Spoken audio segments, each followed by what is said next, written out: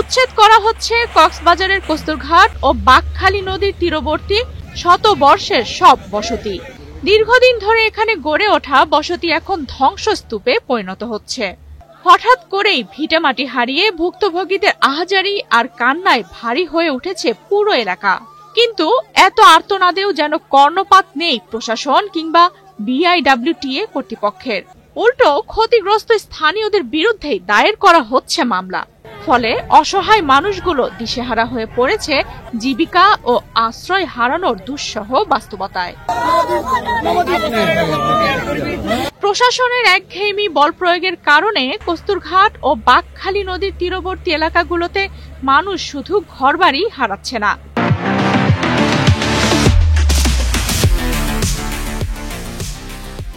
বরং জীবনের নিরাপত্তা, জীবিকা ও সামাজিক বন্ধনও ছিন্ন হওয়ার আশঙ্কায় রয়েছেন।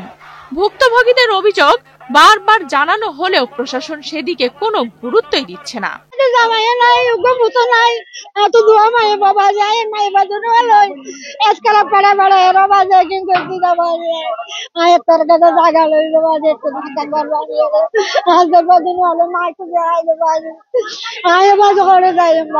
কোনো অভিযোগ দেওয়া হয় নাই, কোনো আমাদেরকে ইঙ্গিত দেয় নাই। এরা কিচ্ছু না বলে আমাদের জায়গা উচ্ছেদ করতেছে। আর এগুলো তো উচ্ছেদ করার জায়গা না, এগুলো ছিল ব্রিটিশ আমলের পুকুর। এগুলো আজকের পুকুর না, ব্রিটিশ আমলের পুকুর। আমার বাপ দাদার আমলের পুকুর ছিল, এগুলো বাঁকখালী নদী ছিল না। বাঁকখালী নদী পুকুরগুলোর ওই মাথায় 16 কোটি রোহিঙ্গা যদি জায়গা পাই, আমরা বাংলাদেশি হয়ে কি লাভ আমাদের? এখন এদের খাওয়া দিতে পারলে, রোহিঙ্গাদের কাপড় দিতে পারলে, পানি দিতে পারলে, ওষুধ দিতে পারলে, সবকিছু দিতে পারলে আমরা কি? আমাদের বুটে তো রাজা, জনগণের বুটে তো বড় বড় প্রধানমন্ত্রী আমরা বানাইছি। এরা যদি আমাদের উপর হয়রানি করে আমরা কোন দেশে যাব? আমাদেরকে মায়ানমারে নেওয়া হবে। স্থানীয়দের অভিযোগ, বাঁকখালী নদীর সীমানা নির্ধারণ না করেই উচ্ছেদ অভিযান চালানো হচ্ছে। এতে প্রকৃত নদী দখলদার আর নদীর তীরবর্তী প্রজন্মের পর প্রজন্ম ধরে বসবাসকারী সাধারণ মানুষদের মধ্যে কোনো পার্থক্যই রাখা হচ্ছে না। ফলে নদী রক্ষার পরিবর্তে উচ্ছেদের শিকার হয়ে অনেক নিরীহ পরিবার সর্বশান্ত হয়ে পড়ছে। রেজিস্ট্রির মূল্য দাবি করছে, এখানে কোনো নোটিশ দেয় নাই। আর কেন ভাঙবে?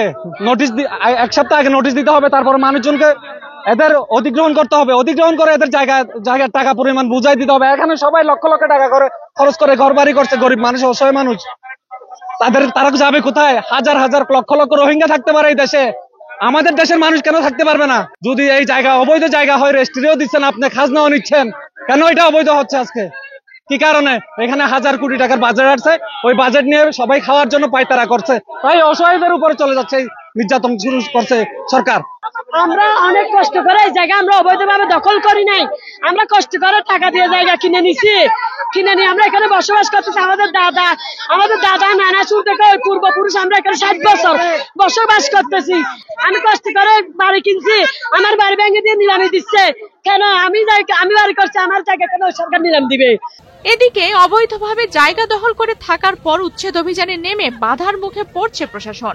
তবে শিগগিরই জেলা প্রশাসকের সহযোগিতা নিয়ে আবারও অভিযান পরিচালনা করা হবে বলে জানিয়েছে সংশ্লিষ্ট কর্তৃপক্ষ। আপনারা দেখেছেন যে কি পরিস্থিতির উদ্ভব হয়েছে। আমরা বিভিন্নভাবে চেষ্টা করেছি, কিন্তু এখানে দেখা যাচ্ছে যে কিছু কিছু স্বার্থান্বেষী মহলের আপনার ইন্ধনে আমরা দেখতে পাচ্ছি যে নানান রকম বিশৃঙ্খল পরিস্থিতির সৃষ্টি করা হচ্ছে। তো দ্যাটস ওয়াই আমরা চিন্তা করছি যে এটা আমরা সেনাবাহিনী, র্যাব, পুলিশ সবাইকে নিয়ে বিজ্ঞ ম্যাজিস্ট্রেটগণ বসছিলেন। তানারাও ডিসি মহোদয়ের সাথে, এডিএম মহোদয়ের সাথে কথা বলেছেন। সব কিছু মিলে এই বিষয়টির উপর আমরা আবার একটি আমাদের পরবর্তী করণীয় কি সেটা নিয়ে খুব শীঘ্রই ডিসি মহোদয়ের অফিসে বসবো, তারপরে আমরা সিদ্ধান্ত জানাবো। নদী রক্ষার নামে সাধারণ মানুষকে পথে বসানো কোনো সমাধান নয়, বরং তা তাদের উপর অবিচার ও জুলুমের শামিল, এমন অভিযোগ উঠেছে। সচেতন মহলের দাবি, পুনর্বাসনের ব্যবস্থা না করে এসব ঘরবাড়ি উচ্ছেদ করা মানবিক নয়। তাই উচ্ছেদ অভিযানের আগে বাস্তুচ্যুত পরিবারগুলোর পুনর্বাসন নিশ্চিত করার আহ্বান জানানো হয়েছে। আফসানা রিপা, বাংলাদেশ প্রতিদিন।